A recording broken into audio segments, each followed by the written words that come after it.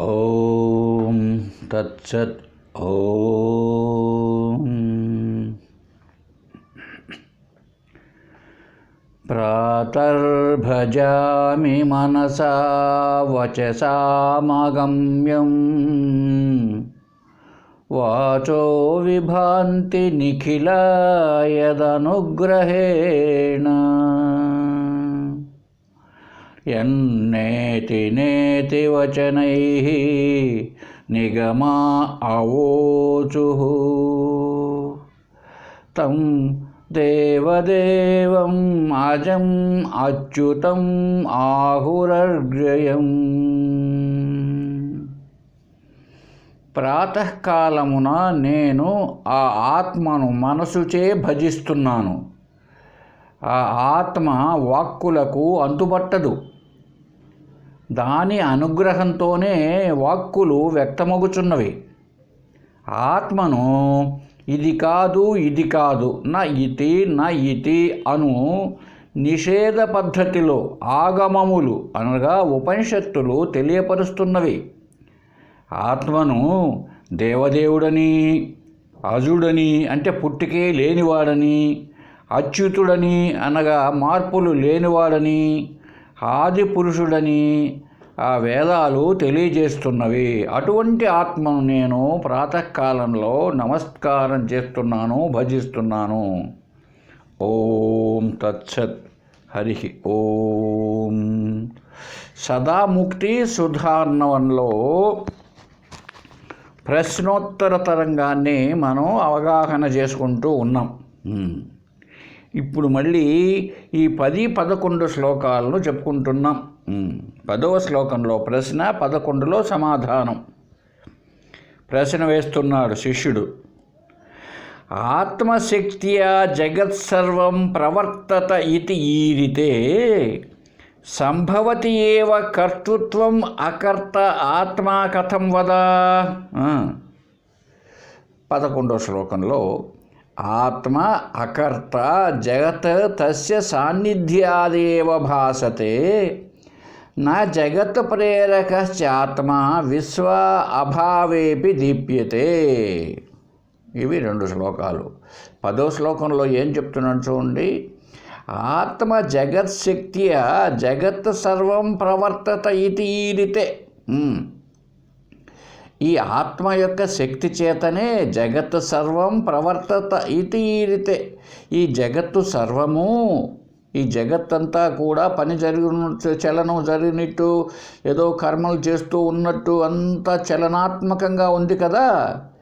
ఈ సర్వ జగత్తు వ్యాపారం కూడా ఆత్మశక్త్యా ప్రవర్తత ఇతి ఈరితే. ఈ ఆత్మశక్తి చేతనే ఈ జగత్తు వ్యాపారం జరుగుతున్నది అని చెప్పబడుతున్నది. మరి అటువంటి పరిస్థితుల్లో సంభవతి ఏవ కర్తృత్వం అకర్త ఆత్మా కథం వద అంటే చెప్పు. అయ్యా, ఆ పరిస్థితుల్లో మరి ఆత్మకు కర్తృత్వం ఉన్నది కదా. ఎందుకని? ఈ జగత్తునంతా నడిపిస్తున్నది కదా ఆత్మ. మరి అటువంటి పరిస్థితుల్లో దానికి కర్తృత్వం ఉన్నది కదా, కర్తృత్వ దోషం ఉన్నది కదా. మరి మీరేం చెప్తున్నారు? అకర్త ఆత్మ కథం. ఆత్మ అకర్త, అభోక్త, అది చేసేది కాదు, పెట్టేది కాదు, కనుక దానికి కర్తృత్వ భోక్తృత్వాలు లేవు ఆత్మకు అని చెప్తున్నారు కదా. ఇది ఎలా ప్రమాణం? ఆత్మ అకర్త, అసంగము ఇలా చెప్తున్నారే. మరి ఈ ప్రమాణాలంతా శాస్త్ర ప్రమాణాలు కావచ్చు, శృతులు కావచ్చు, ఇవంతా వేస్ట్ కదండి అని మంచి ప్రశ్న వేశాడు. మనం ఏం చెప్తున్నాం? ఆత్మకు ఏ సంగత్వము లేదు, ఇదంతా దాని ఉపాధుల ధర్మం అని చెప్తున్నారు. మళ్ళీ ఒకవైపు ఏమి చెప్తున్నారు? ఆ ఆత్మశక్తి చేతనే సర్వ జగత్తు నడపబడుచున్నది, సృష్టి స్థితి లయములు జరుగుతున్నవి, ఆ ఆత్మయే చేస్తున్నది అని చెప్పారు ఒకవైపునేమో. మళ్ళీ లేదంటారు. ఎలా పొసుగుతుంది స్వామి? కర్తృత్వం మరి ఆత్మదే కదా, ఆత్మ చేయిస్తున్నది. ఇప్పుడు మర్డర్ చేసిన వాడికి ఎంత దోషమో, వాడికి ఎంత నేరమో, చేయించిన వాడిది కూడా అంతే నేరం కదండి. ఇప్పుడు మీరేమంటున్నారు? ఈ కళ్ళు, ముక్కు, నోరు, చెవి, చర్మం అనే ఇంద్రియాలు, కర్మేంద్రియాలు ఇవంతా మనసు పనిచేస్తున్నాయి. ఇదంతా ఆత్మ యొక్క శక్తిని, చైతన్యాన్ని తీసుకొనే పనిచేస్తున్నాయి అంటున్నారు. మరి పని చేయించేది ఎవరు? ఆత్మ. కాబట్టి కర్తృత్వం ఎవరిది? ఇప్పుడు ఆత్మదే కదా. ఇప్పుడు ఒక వడ్రంగి పనివాడండి ఆ బాడిస తీసుకొని ఏదో కొయ్యను బాగా నునుపు చేస్తున్నాడు అనుకుందాం. ఇప్పుడు చేసేవాడి కర్తృత్వం ఎవరిది? బాడిసది కాదు, వడ్రంగిదే కదా. వడ్రంగి చేత ఆ బాడిసతో ఆ పని జరుగుతున్నది. కాబట్టి బాడిసది ఎంత చేస్తున్నప్పటికీ కర్తృత్వ దోషం ఎవరిది? మరి ఆ వడ్రంగిదే కదండి. ఎవరు చేశారయ్యా ఈ కిటికీ చాలా బాగా చేశారే అంటే ఎవరు? బాడిసనా? ఊలియా? ఎవరు? ఆ వడ్రంగే కదా. బాగా చేశాడండి టేబుల్ అంటున్నాం. మరి ఈ పరిస్థితుల్లో ఆత్మదే కదండి కర్తృత్వము. ఎప్పుడైతే ఆత్మ కర్తగా భావించబడతాడో భోక్త ఆయనే కదా. భగవద్గీతలో అదే చెప్తూ ఉంటారు. అంతా నేనే జయిస్తున్నాను అన్నప్పుడు కృష్ణుడి కదా అంతా జయించేది. కాబట్టి పాపం ఎవరికి రావాలా? ఆయనకే రావాలి. పుణ్యం ఎవరికి రావాలా? ఆయనకే రావాలి. కాబట్టి పాప పుణ్యంలో దోషం ఎవరిది? ఇప్పుడు ఆ దేవుడిది. నిన్ను నన్ను మనందరినీ పుట్టించి ఇదో ఇలా ఏడిపించి కర్మలు చేయించేది ఎవరు? ఇప్పుడు దేవుడు.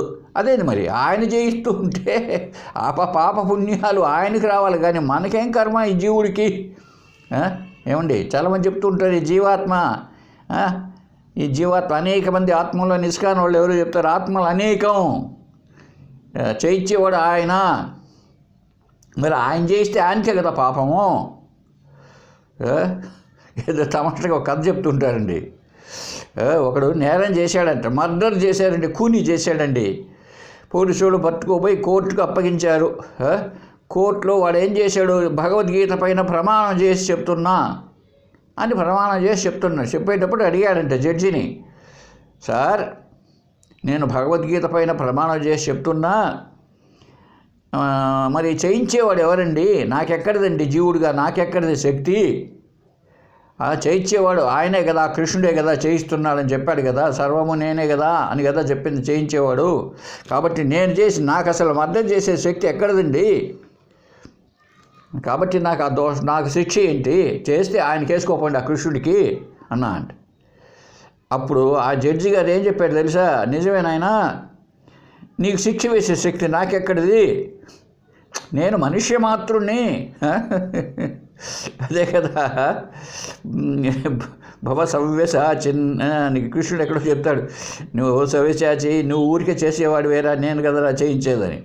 కాబట్టి నాకెక్కడిది నాయనా అన్నా అంటే జడ్జి, నాకెక్కడిది శక్తి? చేయించేవాడు, నీకు శిక్ష వేసేవాడు కూడా ఆయనే, ఆ కృష్ణ భగవానుడే అనుకో, నేను వేయడం లేదు నేనా నీకు శిక్ష అన్నా అంట. అలా ఉంటుంది వేదాంతం. కాబట్టి ఇక్కడ మంచి ప్రశ్న వేశాడు. కర్త ఆత్మ కదా, కాబట్టి కర్తృత్వ దోషం ఆత్మదే కదా అని అంటే దానికి చెప్తున్నాడండి 11వ శ్లోకంలో గురువుగారు, నాయన కాదు బాబు, ఆత్మ అకర్త, కర్త కాదు. జగతః తస్య సాన్నిధ్యే ఏవ భాసతే, దాన్ని సాన్నిధ్యము మాత్ర చేతనే, ఆత్మ చేసేది కాదు, మరి జరుగుతున్నదే పని. ఆత్మ మరి పని జగత్తంతా ఎప్పుడు చూసినా అంతా కర్మకాండలో మునిగి తేలుతున్నది కదా, పాపమో పుణ్యమో మిశ్రమమో.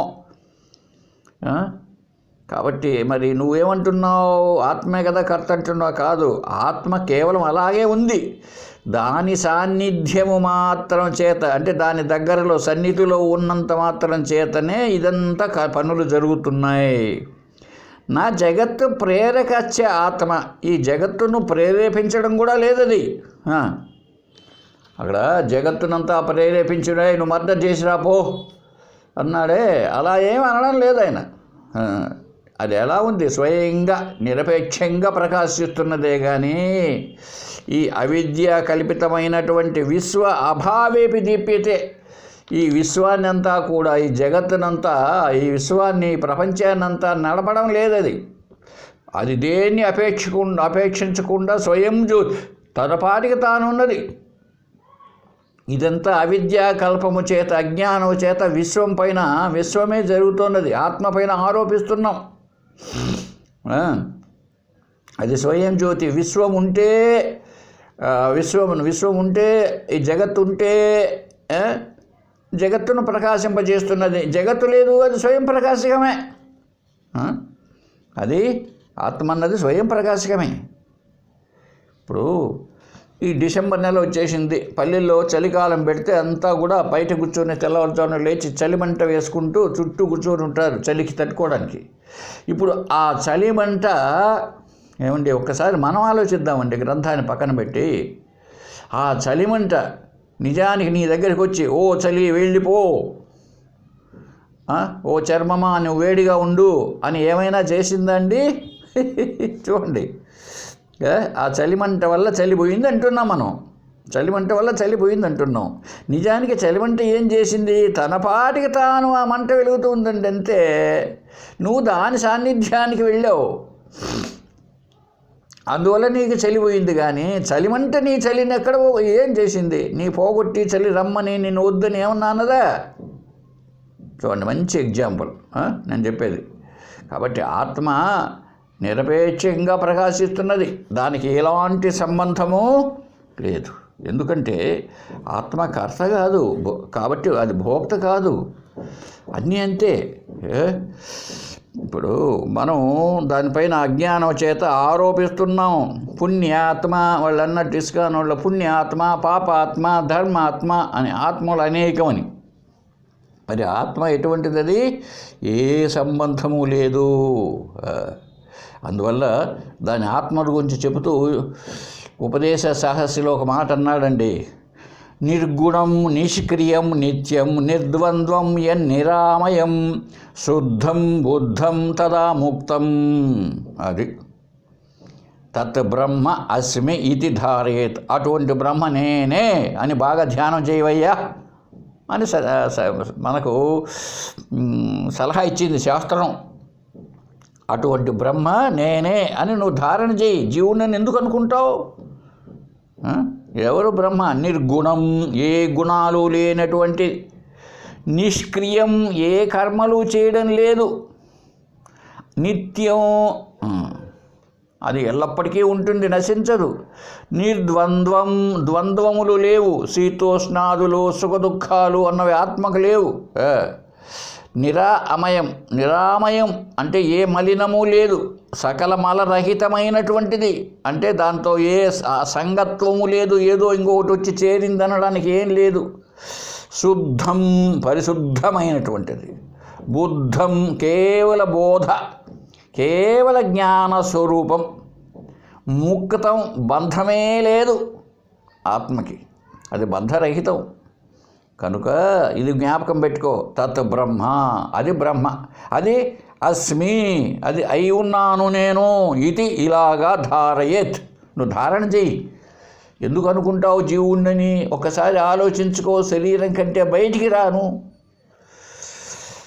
ఏమి మరి శరీరాన్ని నువ్వు ఇప్పుడు నీ ప్రశ్న ఏమేస్తున్నావు అంటే, ఆత్మ లేక బ్రహ్మ అనేది ఈ లక్షణాలు కలిగి ఉంటే నువ్వేం చేసావు అంటే అన్యోన్య అధ్యాస చేసావు. ఇనప ముక్క కాలుతా ఉందంట. ఇనప ముక్క కాలుతుందండి, నల్లగా ఉంటుంది, చల్లగా ఉంటుంది. అయితే ఏమైంది? అగ్ని యొక్క లక్షణాలను తీసుకున్నట్టుగా ఉంది. నిజంగా తీసుకోలే. నిజంగా తీసుకునే ఉంటే ఆ కొలిమిలో నుంచి ఆ ఇనప ముక్కను బయటికి తీసి పెడితే దాని స్వరూపంలోకి వెళ్ళిపోతుంది. దాంతో కలుసుకున్నప్పుడే అలా అనిపిస్తూ ఉంటుంది. ఆ ఇనప ముక్క నిప్పుతో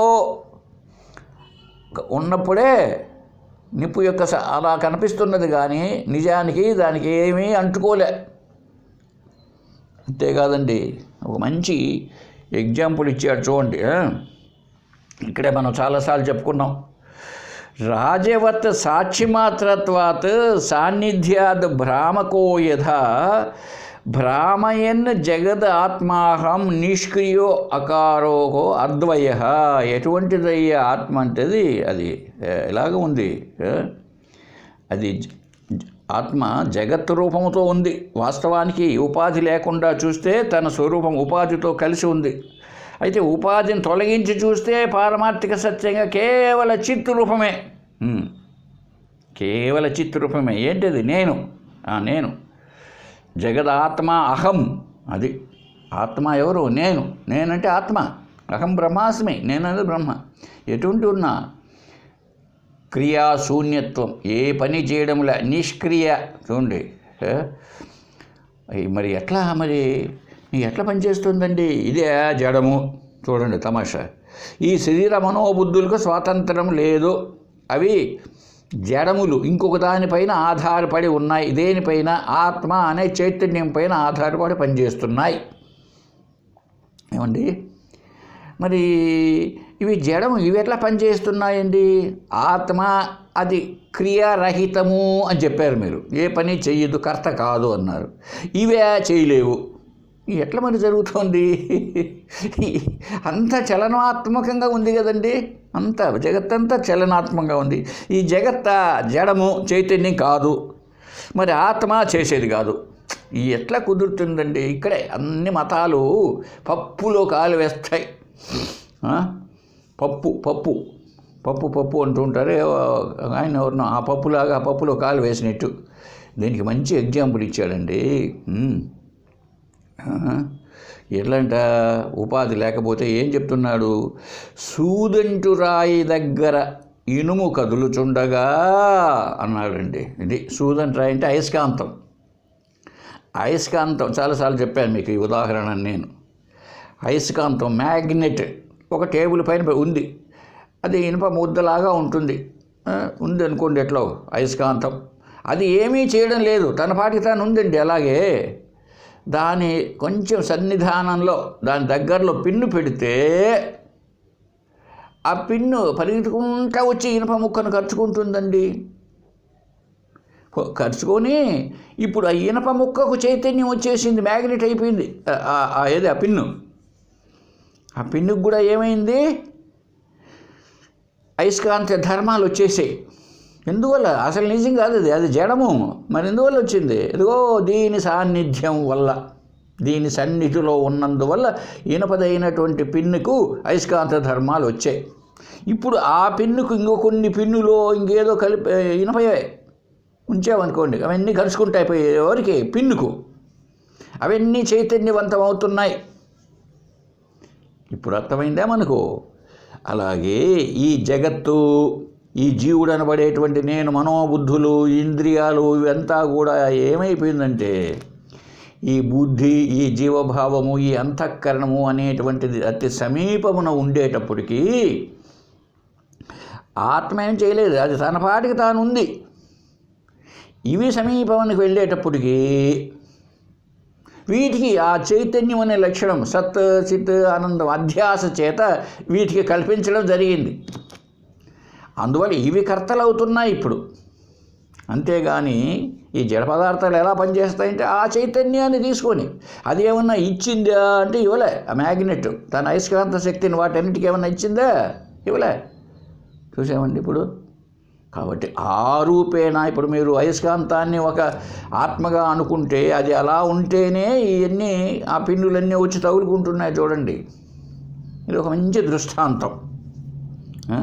అలాగే ఇక్కడ ఏమి ఇచ్చాడయ్య అంటే రాజవత్ సాక్షి మాత్రత్వాత్. ఒక రాజుగారు ఉన్నారండి. ఆ రాజుగారు ఏం చేయడు, తన పాటికి తను కూర్చొని ఉంటే అతని ఆజ్ఞ చేతనే అందరూ ఎవరెవరు పనులు వాళ్ళు చేసుకుంటూ ఉంటారండి. ఇప్పుడు రాష్ట్రపతి గారు ఉన్నారు అక్కడ మనకు కూడా. ఆయన రాష్ట్రానికి, దేశానికి పతి, మొగుడు. రాష్ట్రపతి, పతి అంటే భర్త, భరించేవాడు. మన దేశాన్నంతా ఆయన నెత్తిని పెట్టుకొని మోస్తున్నాడండి ఆయన పాపం. కాబట్టి ఆయన రాష్ట్రపతి. రాష్ట్రపతిని ఎవరినో ఉంటారంటే రాష్ట్రపతిని మనమే. రాష్ట్రపతి గారు, రాజుగారు ఆయన. మరి చూడండి, దేశమంతా ఎంతెంత ఎక్కడెక్కడ వాళ్ళు ఏమేమి చేయాలనో అంతా దానికి లోబడే ఉంటుంది కదా. మరి ఆయన ఏమన్నా అందరికీ ఆర్డర్స్ వేస్తున్నాడా? లేదు.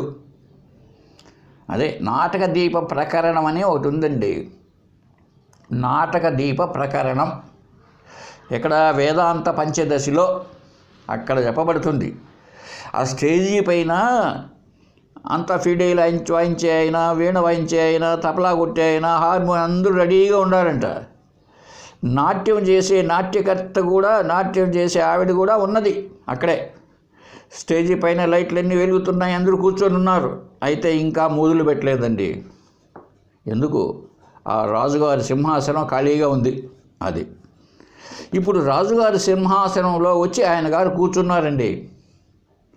ఇప్పుడు ఎవరికి ఏం చెప్పలే, ఒరే హార్మోనిస్టు నువ్వు వాయించు, హార్మోని వాయించు, ఏమయ్యా తపలిస్టు నువ్వు తపలా కొట్టు, ఓ మృదంగమా నువ్వు ఇటుపక్క ఆ పక్క వేసుకో, తాళం వేసుకో, తద్ధిమిథోం ధిమిథోం తడగ తడగ తడగ తడగ తోం కొట్టు, ఓ పాట పాడే ఆయన నువ్వు పాట పాడు, ఓ నాట్యం చేసే నాట్యకర్త నువ్వు ఏం చెప్పలేదు, ఊరికే వచ్చి కూర్చున్నాడండి.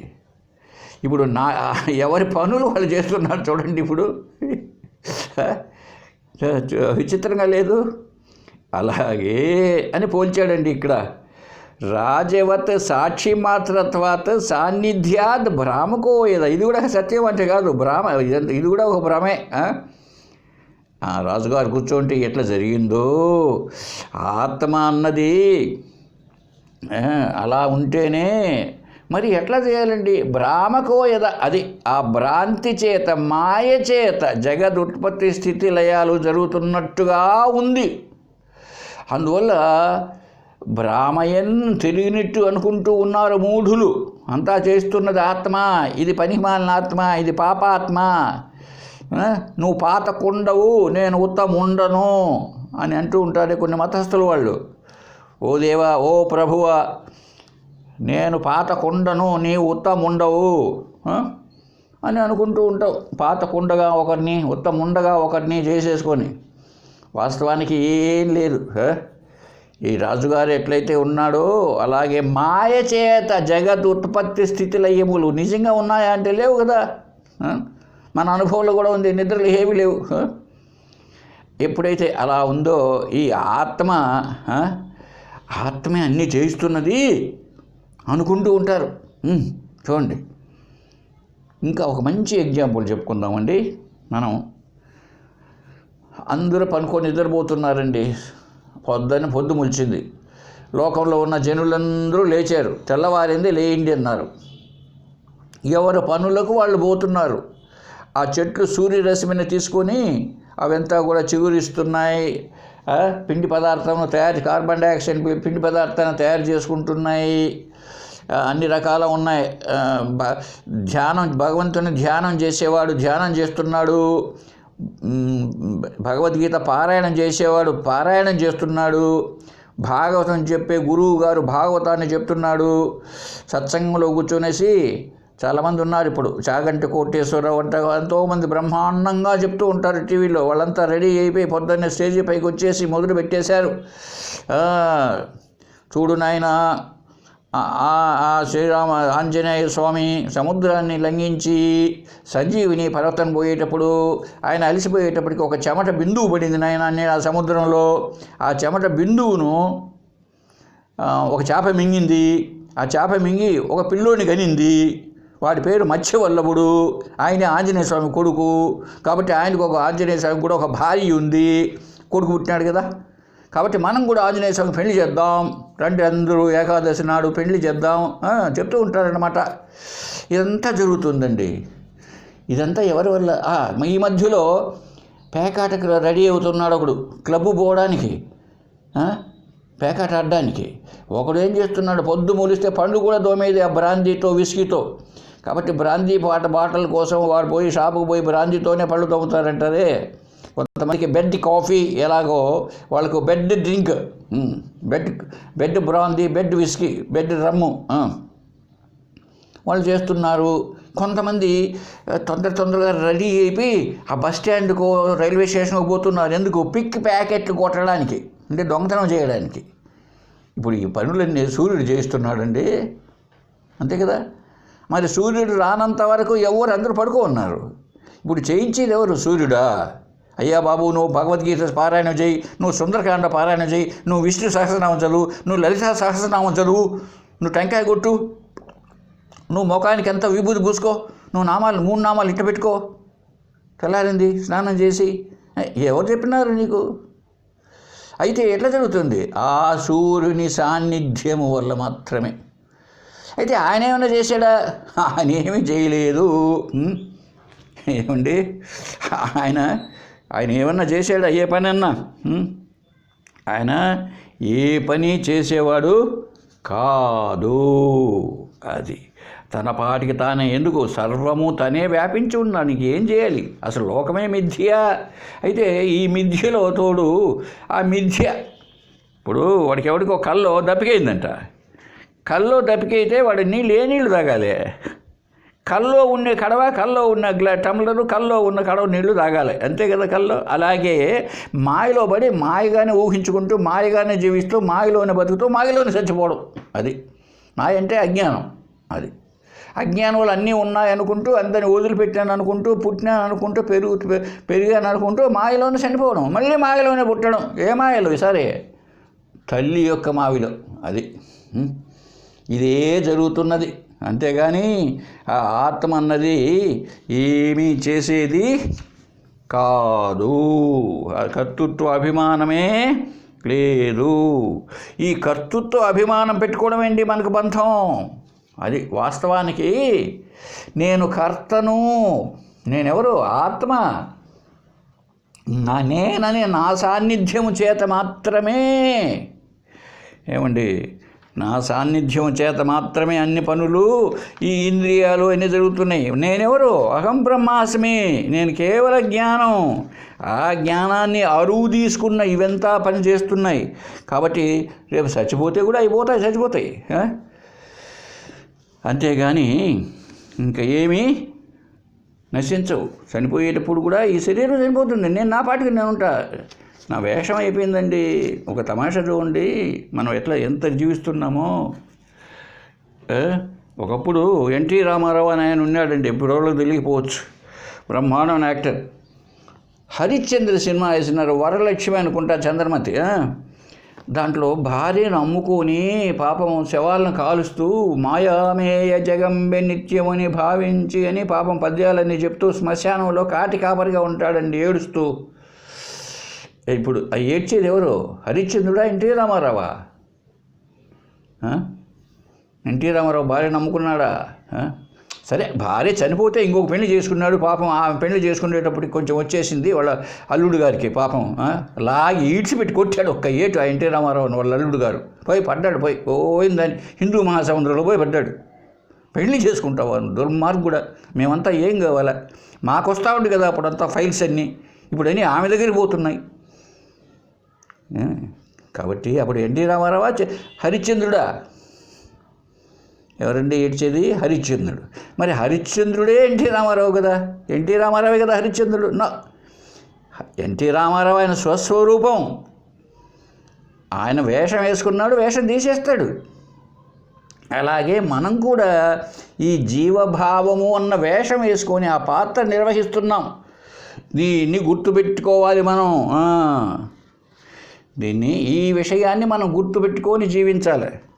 అంతేగాని ఇది సత్యము అనుకుంటున్నాం, అది వచ్చేసింది బంధం. ఇప్పుడు ఎప్పుడైతే మిథ్యను సత్యం అనుకుంటామో బంధం. ఉండే ఈత చెట్టులో దెయ్యం అనుకుంటే అదే బంధం. ఉండేది మొద్దు ఈత చెట్టు, దాన్ని దెయ్యం అనుకుంటే నీ వెంటబడి పరిగెత్తినట్టు అయిపోతుంది నీకు. దాన్ని వెంటబడి పరిగెత్తినట్టు అవుతుంది. అప్పుడేమి బంధం నిన్ను దొరుకుంటాడు, అది దెయ్యం పరిగెత్తు ఉంటావు నువ్వు. ఆ పొరపాటుని నీ పంచో ఏదైనా తగులుకుందనుకో, వెనక లేదన్నా దెయ్యం పట్టుకుంది అంటావు. పట్టుకునేది నన్ను వెనకల నుంచి అని. కాబట్టి ఒక్కటి గుర్తుపెట్టుకోవాలండి మనం సాధనలో. అది ఎట్లా ఏం సాధన పెట్టుకోవాలి చూడండి, అద్భుతంగా చెప్పడం జరిగింది ఇక్కడ. ఆకాశవల్లేప విదూరగోహం ఆదిత్యవద్భాస్య విలక్షణోహం ఆహార్యవన్నిత్య వినిశ్చలోహం అంబోధివత్పార వివర్జితోహం. ఈ భావాలను కొని తెచ్చుకోవాలండి మనం. ఏంటిది? ఆకాశవల్లేప విదూరగోహం. అహం నేను ఆకాశం వలె నిర్లేపం, ఏమీ అంటని వాడిని. ఇది ఒక మంచి ఎగ్జాంపుల్. ఆకాశం ఉందండి, చూడండి తమాషా. ఆకాశం అంటే స్పేస్, దీంట్లోనే కదా 14 లోకాలు ఉన్నాయి భూగోళంతో సహా. ఇన్ని ఉన్నా ఎన్ని స్పేస్లో ఎన్నెన్ని పోతూ ఉన్నా దానికి ఏమీ అంటదండి. అంతవరకు వద్దు. మన కడుపులో ఉన్న ఆకాశం చూడండి, గొంతు దగ్గర నుంచి కడుపు వరకు కింది భాగం వరకు స్పేస్ ఉంది కదా. రోజుకి ఎన్నెన్ని పోతున్నాయి చెప్పండి దాంట్లో నుంచి. ఆకాశంలో ఎన్ని ప్రయాణం చేస్తున్నాయి. పొద్దున్నే టీ ప్రయాణం చేసిపోయింది, మళ్ళీ ఇడ్లీ గొంతులో నుంచి కడుపులోకి పోయింది ప్రయాణం చేసి. ఎన్నెన్ని పోతున్నా ఆ స్పేస్కి ఏమైనా మార్పు ఉందా అండి? నీళ్ళు తాగారు, ఏమైనా అంటకపోయిందే? నిజానికి అదే ఆకాశంలో పోకుండా ఉంటే వాడు శరీరాన్ని వదిలిపెట్టి పోగల. అలాగే ఎన్ని చలిమంటలు వేశాం చలికాలంలో, ఎండాకాలంలో ఎండ ఎంత కాసింది, వర్షాకాలంలో దుంప తెంపింది, ఈ మధ్యకాలంలో తుఫాన్లో. ఏమైనా అంటుకున్నదా ఆకాశానికి? నేను ఎటువంటి వాడిని? ఆకాశం వల్లే నిర్లేపుడను, ఏమీ నాకు అంటదు. ఎందుకు? దేనికైతే అంటుతున్నది అని అనుకుంటున్నావో దానికి సాక్ష్యమే నువ్వు. అది తమాషా. ఇప్పుడు దేనికి సాక్షి? దేనికి అంటుకున్న? ఇప్పుడు అమ్మగారు పాత్రకు పాలు నిన్న కాచితే దాన్ని మసి పట్టిందండి. మసిని తుడి చేసుకుంటుంది. దాంతో ఏమి సంబంధం ఆమెకు? ఆమెకేమీ పట్టలేదు మసి.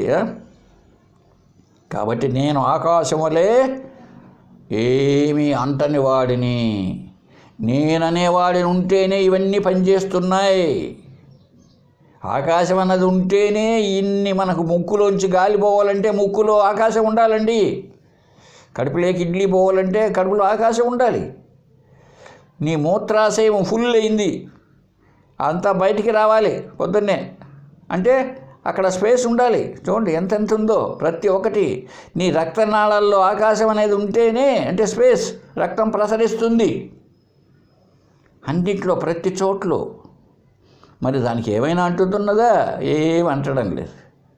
అంతేకాదండి, ఇంకా చెప్పాడు, ఆదిత్యవద్భాస్య విలక్షణోహం. ఎవరు? ఆదిత్యుడు, సూర్యుడు వల్లనే విలక్షణమైనటువంటి వాడు. విలక్షణం అంటే అన్నీ ప్రకాశింపబడతాయండి. సూర్యుని యొక్క కాంతి చేత సర్వము ప్రకాశింపబడుతున్నాయి అంటే తెలియబడుతున్నాయి.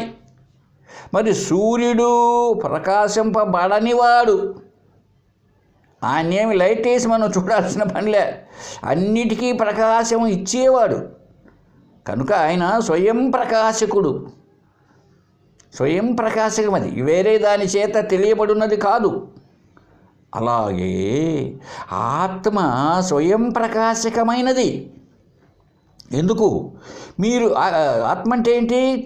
చైతన్యం కదండి, జ్ఞానం. అన్నిటినీ తెలుసుకుంటుందండి, అంటే అన్నిటినీ ప్రకాశింపజేస్తున్నది. ఇదో ఇక్కడ ఫోన్ ఉంటే ఫోనును తెలియజేస్తున్నది, ఇది ఫోను. అదో బయట కుక్క ఉంటే అది కుక్క. ఆ పైన గుడిలో సాయిబాబా గుడిలో గంటలు మోగుతుంటే గుడిలో గంటలు మోగుతున్నాయి. పొద్దున్న ఇడ్లీలోకి వేసిన చట్నీ కారము అన్నిటినీ తెలుసుకుంటున్నాయి.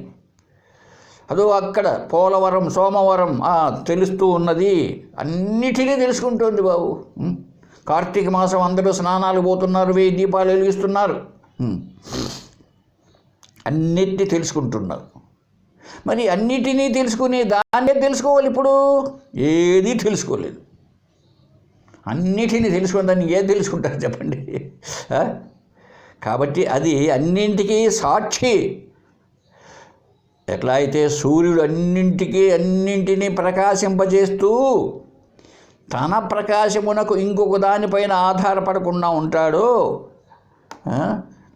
అటువంటి వాడు. అందువల్ల విలక్షణమైనటువంటి వాడు నేను. ఇంకా ఆహార్యవన్నిత్య వినిచ్చిలోహం. పర్వతములాగా నిత్యము వినిశ్చలం, ఏమీ కదలకుండా ఎప్పటికీ ఏ స్థితిలో అయితే ఉంటుందో అన్నీ కదులుతున్నాయి పోతున్నాయి. అంటే ఏమిటి కదలడం అంటే? మార్పులు. కదలడం అంటే అర్థం మార్పులు, అంటే స్థిరంగా ఉండకుండా ఉన్నాయి అన్ని లోకంలో. స్థిరంగా ఉండుటలేదు అంటే ఉంటూ ఉన్నాయి, పెరుగుతూ ఉన్నాయి, మార్పులు చెందుతూ ఉన్నాయి, నశిస్తూ ఉన్నాయి. మరి ఆత్మ ఉందని ఎట్లా చెప్తారండి అంటే అనొచ్చు ఇంకో ప్రశ్న. ఈ మార్పులు చెందుతున్నాయని తెలుసుకునేదానికి మార్పులు ఉండవు. ఎంత సులభంగా పట్టుకోవచ్చు చూడండి ఆత్మను. దానికి రూపం ఉండదు. అన్ని రూపాలను, అన్ని నామాలను, అన్ని మార్పులను ఏది తెలుసుకుంటూ ఉన్నదో దానికి కూడా ఒక రూపం ఉందనుకో. ఆ వెంకటేశ్వర మాది పెద్ద పెద్ద నామాలు ఎన్ని పెట్టుకొని ఉన్నాడు అనుకో, అది తెలియబడా, మనకు తెలియబడింది. ఎప్పుడైతే తెలియబడుతుందో అది స్వయం ప్రకాశకం కాదు, కాబట్టి నశిస్తుంది. కాబట్టి ఆత్మ అన్నది అందువల్లే అది ఎట్లా ఉంది, ఒక ప్రదేశంలో లేదు,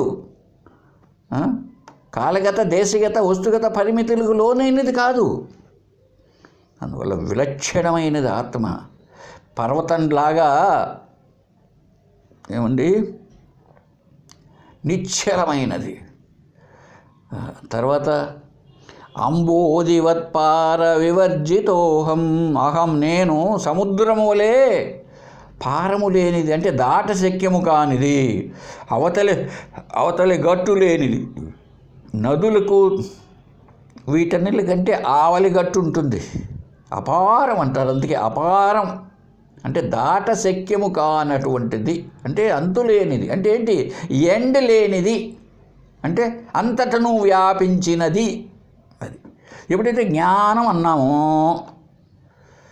అది దానికి ఒక రూపం లేదు కనుక అంతటను వ్యాపించి ఉంది. అటువంటి ఆత్మను నేను,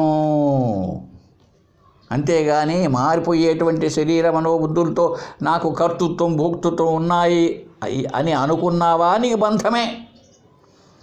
నేను కర్తను అనుకునేంతవరకు నువ్వు ఏంగా భావిస్తున్నావు, శరీరముగా భావించి చెప్తూ ఉన్నావు. శరీర మనోబుద్ధులుగా భావించి ఇవి సత్యము అనుకుంటున్నావు. అవి లేవని చెప్పడం లే, వ్యవహారికంలో ఉన్నాయి, బట్ సత్యము కాదు. సత్యం అంటే ఎప్పటికీ ఉండాలి. ఏమి నశించిపోయేది సత్యం ఎలా అవుతుందండి, మారిపోయేది సత్యం ఎలా అవుతుంది? అసత్యంగా ఉంది, కనపడుతుంది, మేము లేదనడంలే.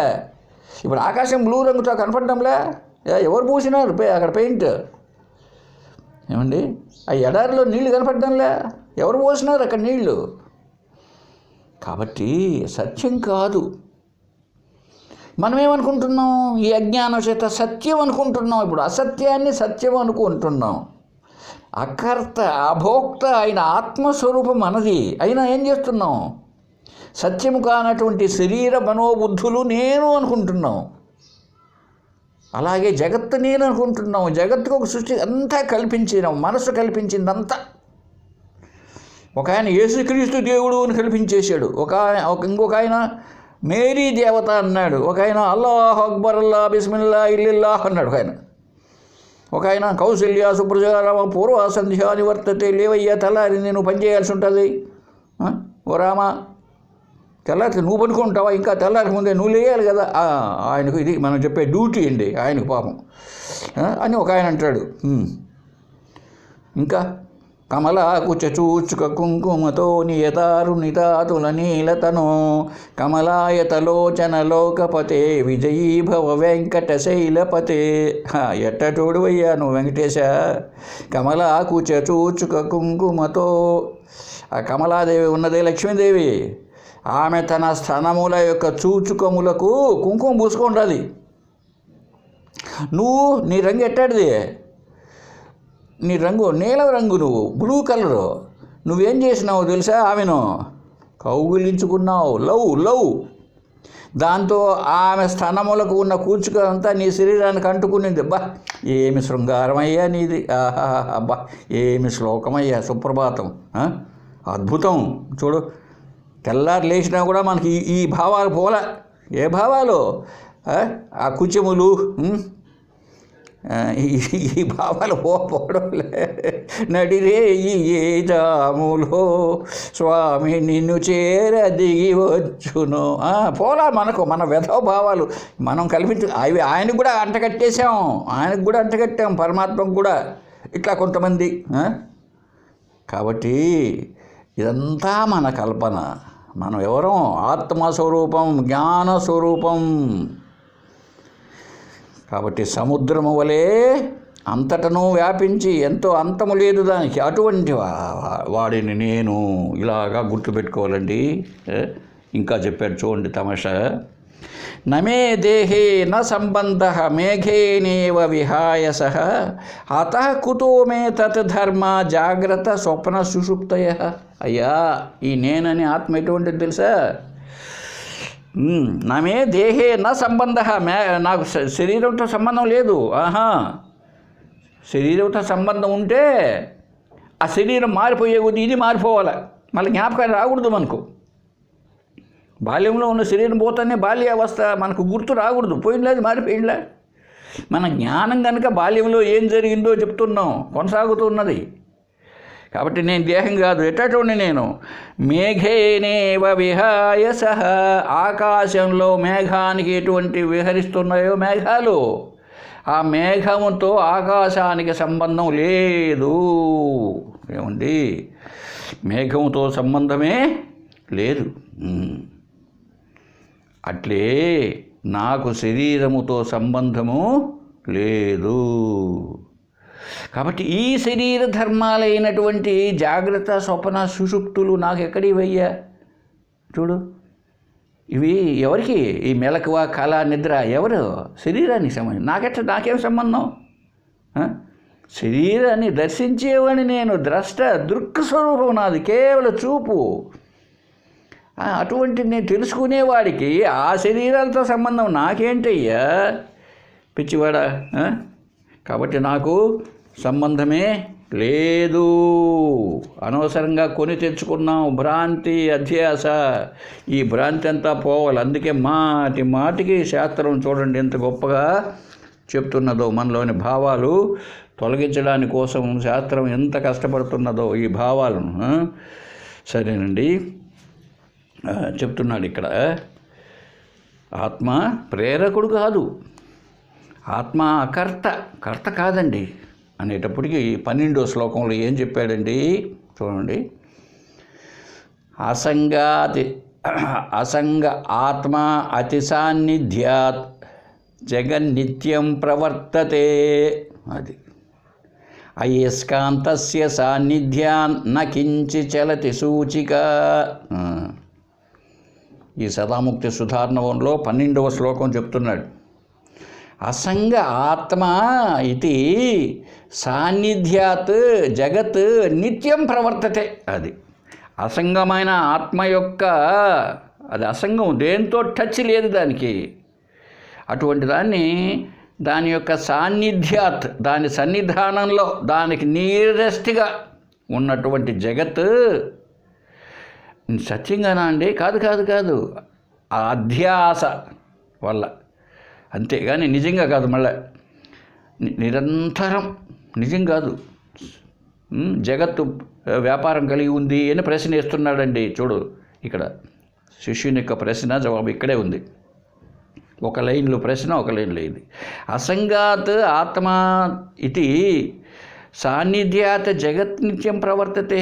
ఏమండా స్వామి, మీరు 10వ శ్లోకం 11వ శ్లోకంలో వివరిస్తూ ఆత్మ అకర్త, భోక్త కాదు, దాని సాన్నిధ్య మాత్రం చేత జగత్తు ప్రకాశిస్తూ వ్యవహారాలు చేస్తున్నాయి, ఆత్మ ఏమీ ప్రేరేపించడం లేదు. పో నైనా, నువ్వు పేకాటికి పో, నువ్వు గీతాపారాయణం చెయ్యి, నువ్వు వెంకటేశ్వర సుప్రభాతం చదువు అనేదేమి చెప్పడం లేదు. సూర్యుడు అలాగే ఉన్నాడు, ఒకటేగా. అయితే ఆ వెలుతురులో ఇవన్నీ జరుగుతున్నాయి. అలాగే ఆత్మ అనే చైతన్యానికి సమీపంలో ఉన్న దానివల్ల నిజంగానా అంటే నిజంగా కాదు.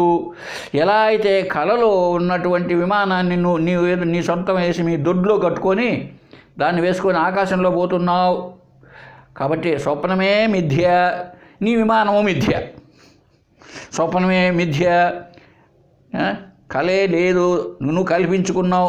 అక్కడ విమానాన్ని నడిపే నీవు కూడా కల్పనే. అంతా అధ్యాస చేతనే కలిపారు కదా. ఇవంతా ఎందుకు జరుగుతున్నది మరి ఇలాగా? అది అకర్త అయిపోయా నేను స్వామి. మళ్ళీ అధ్యాస చేత అంటున్నారు. ఈ వ్యాపారాలన్నీ శుభ్రంగా చూడండి, జగత్తు ఎంతగా మనల్ని ఆకర్షిస్తున్నదో. భార్య బిడ్డలు, ఈ ప్రపంచము, ఈ దేవుళ్ళు అంతా మొత్తం మరి ఆత్మ అదే కదా అధిష్టానం. ఈ జగత్తుకు ఆధారం అదే కదండి. మరి జగత్తుకు ఆధారం అదే అయినప్పుడు అదేమో కర్త కాదన్నారు. మరి ఇది ఎట్లా అసలు అది లేకపోతే ఈ పని జరుగుతుందా అండి? ఆ కర్త లేకపోతే ఇవంతా జగత్ ఇలా ఉంటుందా అండి? ఉండదు కదా. మరి అలా అయినప్పుడు ఈ జగత్తుకు అసంగత్వం, అటాచ్మెంట్ లేకుండా ఉండడం ఎలా సంభవం? నేనంటాను ఆయనే కర్త, ఆత్మే కర్త. ఇవి నశించేటి ఇవి ఎలా అవుతాయి కర్త అంటాను నేను. ఏమంటారండి అన్నాడు. దానికి చెప్పాడండి ఇక్కడ, అయస్కాంతస్య సాన్నిధ్య నకించి చలతి సూచిక. మనం చెప్పుకున్నదే వచ్చిందండి. అయస్కాంతం యొక్క సాన్నిధ్యమందు సూది ఎట్లా అయితే కదులుతున్నదో అలాగే ఆత్మ యొక్క సాన్నిధ్యమందు అధ్యాస చేత జగత్తు ఇలా ప్రవర్తిస్తున్నది బాబు అన్నాడండి. మళ్ళీ చాలాసార్లు చెప్పుకున్నాం కనుక అవసరం లేదు ఇప్పుడు. అయస్కాంతము, ఆ పిన్నులు, ఇనుప ముక్క ఎలా ఉందో చాలాసార్లు గుర్తు చేసుకోండి ఒకసారి. కాబట్టి అలాగే ఆత్మ పైన ఇవంతా కూడా ఆరోపించబడినది. అంతేగాని అసలైన ఆత్మ అనబడే నేను ఏమీ చేయలేదు, నేను కర్తను కాదు, కర్త కాదు. మరి ఎలా జరుగుతుందో దాని సాన్నిధ్యాన్ని లేకపోయేటప్పటికీ ఇంతకుముందు చెప్పుకున్నామే మనం, ఆ చలిమంటే చలి పోగొట్టినట్టని, సూర్యుని వల్ల అన్నీ జరుగుతున్నట్టని. అలాగా జరుగుతున్నది కానీ నిజానికి ఏమీ రావడం లేదు. ఆత్మకర్త కాదు అని మంచి ఎగ్జాంపుల్ ఇచ్చాడు. ఈ విషయంగా ఉపదేశ సాహస్రిలో సమ్యక్ మతి ప్రకరణం, ఈ ప్రకరణలో 55 శ్లోకంలో చూడండి ఒక్కసారి. అపాయోద్భూతిహీనాభిర్నిత్యం దీప్యన్ రవిర్ యథా సర్వదృక్ సర్వగః శుద్ధః సర్వం జానాతి సర్వద. ఇదే భావాన్ని గుమ్మరించాడండి ఇక్కడ. సూర్యుడేమో ఒక్కడే రవి, ఆయనలో ఏమీ ఉత్పత్తి నాశనాలు లేవు. అయితే ఆయనలోంచి కాంతి వస్తున్నది. కాంతే సూర్యుడు, వెలుతురే సూర్యుడు, ఎప్పటికీ వస్తూనే ఉంది. ఎందుకని? సూర్యుని స్వభావమే కాంతి అండి. దీపం అలా కాదు, కొంచెంసేపు వెలుగుతుంది, కొంచెంసేపు ఆరిపోతుంది. అది స్వభావం అనరు. స్వభావము అంటే ఏ భావాన్ని వదిలిపెడితే అది ఉండదో అది స్వలక్షణం, స్వరూపం. ఇప్పుడు అగ్ని యొక్క స్వభావం కాలుట అన్నాం అనుకోండి, వెలుతురు ఇవ్వడం, ఎర్రగా కనపడడం, ఇది స్వలక్షణం, స్వరూపం. ఆ లక్షణాలు తీసేస్తే దాన్ని ఇంకా అగ్ని అనం, బొగ్గు అంటాం కదా. అలాగే ఇప్పుడు చూడండి, నేను అనబడే ఆత్మ లక్షణాలు ఒక్కసారి చూడండి. నేనంటే ఆత్మ అన్నాం, ఆత్మ అంటే సత్యచిత ఆనందం. ఆ లక్షణాలు లేకపోతే అది ఆత్మ కాదు.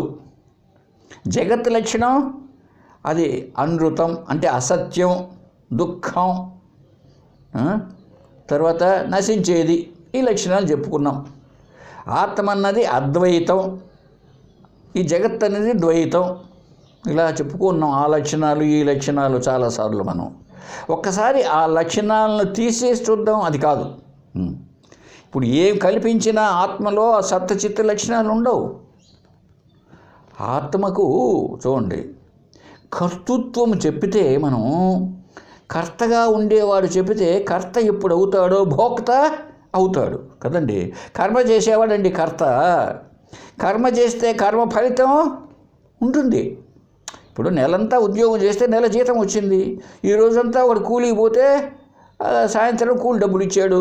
ఒక 6 నెలల పాటు వ్యవసాయం చేస్తే అరటి చెట్లు కాయలు కాసాయి, ఫలితం ఏమండి. ఆత్మకర్త అనుకున్నావు అనుకో, నువ్వు భోక్త అదే అవుతుంది, ఫలితం తీసుకోవాలి. ఈ పని చెయ్యాలన్నా ఫలితం తీసుకోవాలన్నా ఒక ఆకారం ఉండాలి, మెయిన్ కదా. మరి ఆత్మ అంటే ఏంటిది? అది వికారములు లేనిది, మార్పులు లేనిది, సజాతీయ విజాతీయ స్వగత భేదములు లేనిది. ఏమండి? వస్తుగత దేశగత కాలగత పరిమితులు, లిమిటేషన్స్ లేనిది. ఆకాశం వలె సర్వత్రా వ్యాపించినది. ఎప్పుడవుతుందో అది కర్త ఎలా అవుతుంది? దానికి నశింపు ఎలాగా? దానికంటే రెండవది ఏముంది? ఇలా మీరు ఆలోచిస్తే ఆత్మను ఈజీగా, అందుకే బాగా మననం చేయాలన్నమాట మనం వినిన దాన్ని. సరే, విషయానికి వద్దాం. ఈ సూర్యుడు ఒకడే, అది ఇప్పటికీ కాంతే. ఒక క్షణం ఉండు బా, నేను రెస్ట్ తీసుకోవాలా. మనం కదా పనిచేసి, పాపం ఆఫీసుల్లో పనిచేసేవాళ్ళు ఒక అర్ధగంట అవుతానే చూస్తూ ఉంటారంట. ఫైల్స్ అన్నీ వేసుకొని ఆ దుమ్ము దులిపి ఫైల్స్ వేసుకొని చూస్తూ ఉంటారు. ఏంది 10:30 అయింది, ఇంకా ఎవరు రాలేదే, కాఫీకి పోదామే. ఈ లోపల వచ్చాడు Ramayya. Hello sir, good morning sir, నా ఇంక్రిమెంట్ ఫైల్ ఏమైంది సార్? ఉండయ్యా, కాఫీ తాగుస్తాంపా. కాబట్టి రామయ్యతో కలిసి కాఫీనో టిఫినో తినేసి వచ్చేస్తాడనమాట. అప్పుడు కొంచెం టేబుల్ కింద చేయబెడితే పాస్ అయిపోతుంది 4 రోజులకు. బాగుంది. అలా లేదు సూర్యుడు. అయ్యా మీరంతా నాకు ఏదైనా కొంచెం ఫీజు ఇవ్వండి, నాకు కొంచెం లోపల టేబుల్ కింద చేయబెట్టండి, లేకపోతే కమిషన్ కోసం వితౌట్ టెండర్. అది సింగిల్ టెండర్. 100 కోట్లు దాటితే సింగిల్ టెండర్ పెట్టుకో, సింగిల్ టెండర్ అలా ఏం లేవు. ఆయన స్వరూపమే కిరణ ప్రసారం ఎప్పటికీ. అంటే అర్థం ఏమిటి? వికారరహితం. వికారములు లేవు. ఎందుకు లేవండి? భూమి అసలు పొద్దు మొలుస్తున్నది, మధ్యాహ్నం ఎండ ఎక్కువ కాస్తున్నది, సాయంత్రం అయితే ఇప్పటికి పాపం ఆయన డ్యూటీ విరమించి ఇంటికి పోతున్నాడా లేదా ఆయన భార్య దగ్గరికి, అయ్యా పురాణాలు చెప్పకయ్యా బాబు నువ్వు అర్థం కాదు నీకు. ఎందుకు? భూమి తన చుట్టూ తాను తిరుగుట వల్ల అవి ఏర్పడుతున్నది. నువ్వు అది సత్యం అనుకుంటున్నావు. కనపడినంత మాత్రంతో సత్యం అనగాకు. రైలు బండిలో కూర్చొని నువ్వు ప్రయాణం చేస్తూ ఉంటే చెట్లన్నీ వెనక్కి పరిగెత్తుంటాయి. అది నిజానికి నువ్వు ముందుకు పోతున్నావు. నువ్వు ముందుకు పోతూ ఉంటే అవి వెనక్కి పోయినట్టు కనపడుతున్నాయి, కానీ ఆ చెట్లు మనుషులు వెనక్కి ఎవరు పోవడంలే. కాబట్టి ఇలాగా విచారణ చాలా అవసరం అన్నమాట. వికారరహితము, మార్పులు లేవా ఆయనకు, అది ఇప్పటికి ఎలా ఉంటుంది అలాగే ఇప్పుడు ఈ శరీర మనోబుద్ధులు, ఈ జగత్తంతా మారిపోతుంది, మారిపోతున్నది కరెక్టే. ఈ మార్పులు తెలుసుకునేటువంటి ఆత్మ చైతన్యాన్ని మార్పు లేదు, వికారరహితం. ఆ సూర్యుడు వికారరహితం, ఉత్పత్తి నాశనాలు లేవు. అయితే ఎలా ఉంది తెలిసినా, ఇప్పుడు ఉపాధితో ఉన్నట్టుగా ఉంది. ఒక ఆయన గుండ్రంగా ఉంది పైన, ఆయన ఎక్కడి నుంచో ఒక లైట్ వేసినట్టుగా మన మీద వేసినట్టు ఉంది. పొద్దుగూకుతానే ఆయన డ్యూటీ విరమించి ఆయన భార్య ఉందంట, సంధ్యాదేవో ఎవరు ఆమె, పోవద్దు పాపం. ఆయనకు వాళ్ళ సూర్యుడికి కూడా 2 కొడుకులు ఉండారటండి. ఒక ఆయన యముడు, ఒక ఆయన శని. చూడండి పాపం, శాస్త్రం ఎంత తమాషగా చెప్తూ ఉంటుందో ఆయా స్థాయిల్లో. యముడు అంటే ఎవరు, శని, వీళ్ళిద్దరు. అందుకే ఆయన సూర్యుని యొక్క గోత్రం కాశ్యప గోత్రం, శనికి యముడికి కూడా కాశ్యప గోత్రం. అయితే అలా కనిపిస్తూ ఉంటుంది మనకు మార్పులు చెందినట్టు. నిజానికి అధిష్టానం అంతా కూడా నువ్వు చూసేదంతా కూడా తప్పు. మరి ఎట్లా ఉంది, ఎట్లా కనపడుతున్నది తెలిసినా మనం ఆరోపించుకుంటున్నాం. ఆయన అందువల్ల ఏంటి, ఎట్లా అర్థం చేసుకోవాలి? ఇప్పుడు ఈ జడ వస్తువుల యొక్క ఆగమ అపాయం, వస్తూ ఉన్నాయి పోతూ ఉన్నాయి, ఇవన్నీ వికారం చెందుతూ ఉన్నాయి. వీటన్నింటికీ సాక్షిగా ఉండేటువంటిది ఏదో అది నిర్వికారముగా ఉన్నది. కాబట్టి ఆత్మకు నిర్వికారమైనటువంటిది ఆత్మ. వికారంగా ఉంది అంటే, వికారం అంటే మార్పు చెందకుండా ఉంటేనేనండి మార్పులను తెలుసుకుంటుంది. చూడండి, మనం ఆత్మని చెప్పుకోవడానికి ఒక చిన్న దృష్టాంతం ఇస్తాం. చిన్నప్పుడు, మరీ చిన్న 3 నెలలప్పుడు నువ్వు ఎట్టున్నావో మనకు గుర్తుకు రాకపోవచ్చు. ఆ తర్వాత చిన్న వయసులో స్కూల్కి పోవడం, పలకెత్తుకొని పోవడం, ఆ తర్వాత హై స్కూల్లో చేరడం, టీచర్ల దగ్గర దెబ్బలు తినడం, ఆ తర్వాత పెళ్లి చేసుకోవడం, పెళ్ళంతో ఎన్ని తిట్లు తినడమో, కొడుకులతో కోడలతో ఎన్ని తిట్లు తిన్నామో, ముసలితనం వచ్చింది, కథ లేకుండా, ఇవంతా మార్పు చెందకుండా ఉండే జ్ఞానము అనబడేది ఏదో చైతన్యం ఏదో ఒకటి ఉందా లేదా మన దగ్గరండి? అయితే మీరు ప్రశ్న వేయచ్చు, ఏమండి శరీరం ఉండేదేముందేమో నా లోపల, నా ముక్కినికాయలో, నా గుండెకాయలో, నా తలకాయలో ఉందేమోనండి ఆ జ్ఞానం, మెదడులో. అంతేగాని శరీరం లేకపోతే జ్ఞానం ఎట్లా ఉంటుందండి అనొచ్చు మీరు. ఇది కూడా మీరు విచారణ చేయని దానివల్లనే. ఎట్లా చెప్తారండి? ఒక్కసారి మన గాఢ నిద్ర చూడండి. నేను శరీరమును అన్నటువంటి ధ్యాసే లేకుండా మీరున్నారా లేదా నిద్రలో? అప్పుడు చెప్పలేకపోవచ్చు. రెండేవాడు లేడు కనుక నువ్వు చెప్పలేకపోవచ్చు. ఆ స్థాయిలో నువ్వే ఉంటే ఎవరితో ఏం చెప్తావు? నీ స్వరూపంలో ఉన్నావు, ఆనంద స్వరూపంలో ఉన్నావు. ఇది నీ అనుభవము, ఆనందంగా అనేది. మరి ఉన్నావా లేదా? అలాగే శరీరం మార్పులు చెందుతూ ఉంటే, శరీరం కంటే నువ్వు వేరుగా ఉంటే కదా మార్పులు తెలుసుకుంటావు. ఇప్పుడు ఆ రోడ్డులో ఎన్నోసార్లు చెప్పానండి, రోడ్డులో నువ్వు కదలకుండా ఆ పోలీస్ స్టేషన్ ఎదురుగా ఉన్న అరుగు మీద కూర్చొని ఉన్నావు. ఈ బస్సు తిరుపతి బస్సు వెళ్ళింది, కడప బస్సు వెళ్ళింది, ఇవన్నీ నువ్వు చూస్తూ ఉంటే కదా అవి పోయింది తెలిసేది. కాబట్టి నీలో మార్పు ఉంటే నువ్వు ఇంటికి పోయినావు, ఏ బస్సు ఎక్కడికి పోయింది తెలుస్తుందా నీకు? తెలియదు. అలాగే బాల్యం వచ్చింది పోయింది, యవ్వనం వచ్చింది పోయింది. ఈ శరీరంలో పండ్లు బాగా ఉన్నాయి, పండ్లు ఊడిపోయినాయి, కళ్ళు బాగా ఉన్నాయి. ఇప్పుడు 4 కళ్ళు అయినాయి, 4 కళ్ళు ఒకటైనాయి, 4 అయినాయి. ఇప్పుడు ఒకటిగా చూడలేవు. కాబట్టి కాళ్ళు బాగున్నాయి, పోయినాయి, సరిగ్గా పనిచేయడంలే. కాబట్టి మార్పు చెందకుండా ఉండే జ్ఞానం నువ్వు. ఇది గుర్తుపెట్టుకో. అయితే ఇక్కడే మనకు ప్రశ్న వస్తుంది, ఏమండి మరి ఆత్మ ఇట్లా మార్పులు లేకుండా ఉన్నాయి కదా, మరి ఈ పరిస్థితుల్లో ఈ సంసార దుఃఖం అంతా ఎట్లా? సరే, ఈ బుద్ధి ఇవన్నీ అనుకుంటాం, ఈ పరిమితమైన బుద్ధి ఇవంతా కూడా మళ్ళీ ఎట్లా అవి పనిచేస్తున్నాయి? ఇదే కదా మనకు మొదటి నుంచి వచ్చిన సమస్య.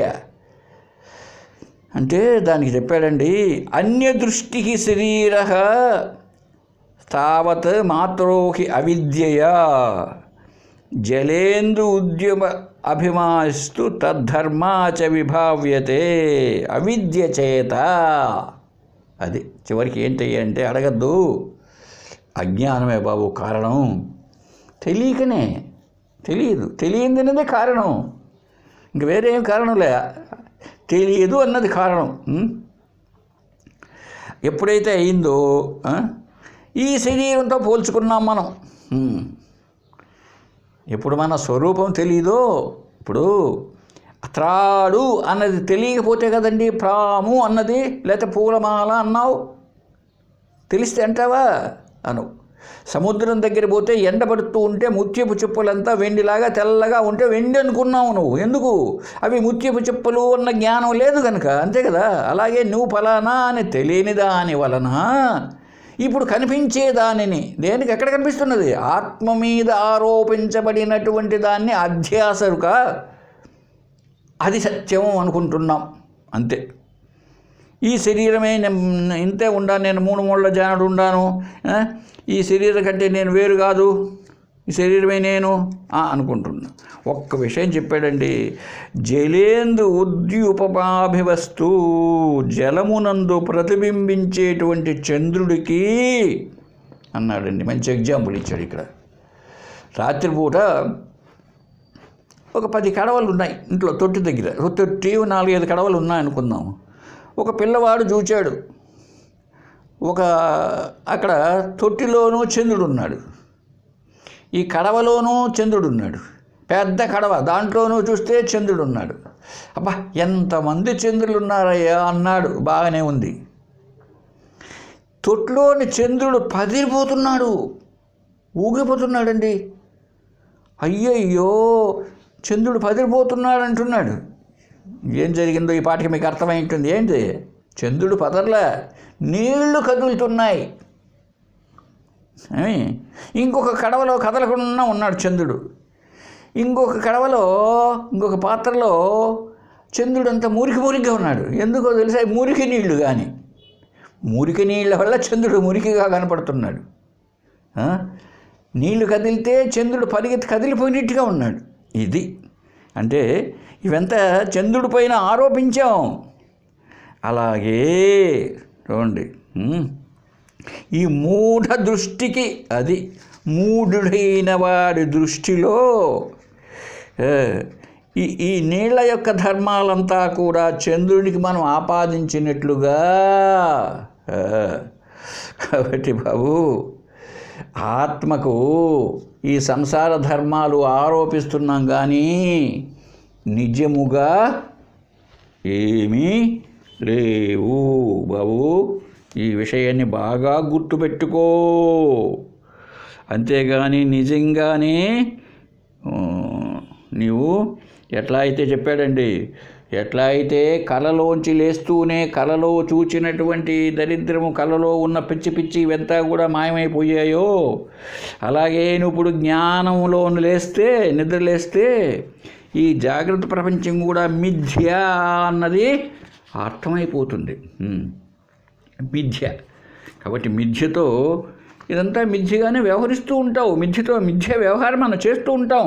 చాలామంది ప్రశ్న వేస్తూ ఉంటారు, ఏమండి జగన్ మిథ్య అంటున్నారు, మిథ్య అంటున్నారు, మీరు మరి జగత్తుతో ఎలా జీవిస్తున్నారండి? మిథ్యతో. ఎస్, మిథ్యనే జీవిస్తున్నాం. ఇప్పుడు చెప్తుమే, ఇప్పుడు ఆ టీవీలో సీరియల్ వస్తుంది, ఏంటిది, కార్తీక దీపం ఏదో వచ్చిందనుకోండి, ఒక సీరియల్, అదంతా టీవీలో ఉందండి, మిథ్య కదా. అయినా దాన్ని చూసి ఏడ్చడము, నవ్వడము, సంతోషపడ్డము, దుఃఖపడ్డము చేస్తున్నావా లేదా? నువ్వు చేస్తున్నావు. కనుక మిథ్యతోటి వ్యవహారం చేస్తున్నాం. కాకపోతే మనకు అర్థం కావడంలే. ఒక్కొక్కసారి శాస్త్రం చెప్పిన వాచ్యార్థమును లక్ష్యార్థమును సరిగా అర్థం చేసుకోలేకుండా పోతున్నాం. అది వచ్చిన ఇబ్బంది. ఏంటంటే శాస్త్రం ఏం బోధించిందో అర్థం కావడం లేదు. ఎందుకని? వాచ్యార్థమునే కరెక్ట్ అనుకుంటున్నాం, లక్ష్యార్థమును అనుకోకుండా. ఒకడు బస్ స్టాండ్లో వచ్చి ఆడుండేటువంటి ఆ ఆర్టీసీ అతన్ని అడిగాడు, ఏమండి తిరుపతికి బస్సు పోయిందా అని. రాజంపేట తిరుపతి బస్సు వెళ్ళిందా అన్నాడు. ఇప్పుడే వెళ్ళిపోయింది సార్ అన్నాడు. ఏమండి ఒక్కసారి అర్థం చేసుకోండి, తిరుపతికి వెళ్ళే బస్సు వెళ్ళిపోయింది, ఇదే కదా అందరూ అంటారు. తిరుపతికి బస్సు వెళ్ళగలుగుతుందా అని ఆలోచించండి. తిరుపతికి బస్సు వెళ్తుందా? అట్లయితే తిరుపతికి బస్సు వెళ్ళలేదు. బస్సు ఆ చైతన్యం ఎక్కడిది? మరి ఎట్లా పోయింది? డ్రైవర్ యొక్క సాన్నిధ్యం చేత తిరుపతికి బస్సు వెళ్ళింది. అయితే డ్రైవర్తో ఏమైనా సంబంధం పెట్టుకుందా? అటాచ్ అయిపోయింది అంటే దాని కొంపకే పోవడం. ఇంకా ఆయన ఇంటికి భార్య పిల్లలు ఏమీ లేదు. కాబట్టి ఆయన దిగిపోతే ఇంకొకరు ఎక్కుతారు మళ్ళీ డ్యూటీకి కావాలంటే ఆ బస్సును. అలాగే ఉంది మన బ్రతుకు కూడా. ఇంకొక శరీరం, ఈ చచ్చిపోతే ఇంకొక శరీరం, ఈ శరీరము ఇంకొక శరీరము, ఇలా దాల్చడం ఇంకొక ఇంకొక బస్సు వేసుకొని పోతాం అన్నట్టు. కాబట్టి వాచ్యార్థము లక్ష్యార్థాన్ని అర్థం చేసుకోవాలి. అందువల్ల మనం ధైర్యంగా చెప్పగలగాలి. చూడండి, ఈ వివేక చూడంలో 502లో ఒక మాట ఉంది, ఎంత ధైర్యమో చూడండి మనకు కూడా. ఉపాధిరాయాతి సయేవ గచ్చతి సయేవ కర్మాణి కరోతి భుంక్తే సయేవ జీర్యన్మరియతే సదాహం కులాద్రివత్ నిశ్చల ఏవ సంస్థితి. నేనున్నానండి ఆత్మగా, ఎప్పటికీ ఉన్నా. నాకు అహం అవ్యయ, నాకు నాశనం లేదు, నశించేది శరీరం. ఇది జగత్తు కూడా నశించవచ్చు, నేను ఎప్పటికీ ఉంటా. ఎందుకని?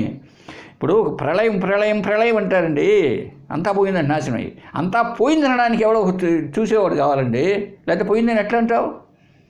కాబట్టి అంతా ఎట్లా పోతుంది? ఇప్పుడు గాఢ నిద్రలో ప్రపంచమే లేదు, ఎక్కడ తెలిసింది? నువ్వు ఉన్నావు. నువ్వంటే జ్ఞానం. చూసారా, గాఢ నిద్రావస్థలో నీ శరీరము, నీ మోకాళ్ళ నొప్పి, నీ షుగరు, నీ తలనొప్పులు అన్నీ మాయమైపోయినాయి. మీ భార్య బిడ్డలు ఎక్కడున్నారో, ఎట్ట నిద్రపోతున్నారో తెలియదు. నీ పొలంలో తోట ఎట్టుందో తెలియదు. అరటి గెలలని దొంగలు కోసుకొని పోయిందో తెలియదు. ఏమీ లేని స్థితిలో నీ ఉన్నావా లేదా? నీ ఉండకపోతే నిద్ర లేస్తే ఏం చెప్తావు? ఏమీ అది ఎవరికి తెలిసింది? నువ్వు ఉంటే. కాబట్టి సర్వం ఎట్లా నాశనం అయిపోయింది? ప్రళయంలో అంతా పోతుందంటారు. అంతా ఎట్ట పోతుంది? కనుక అర్థం కావాలి. ఉపాధిరాయాతి సయేవ గచ్చతి. ఉపాధి ఈ శరీరం.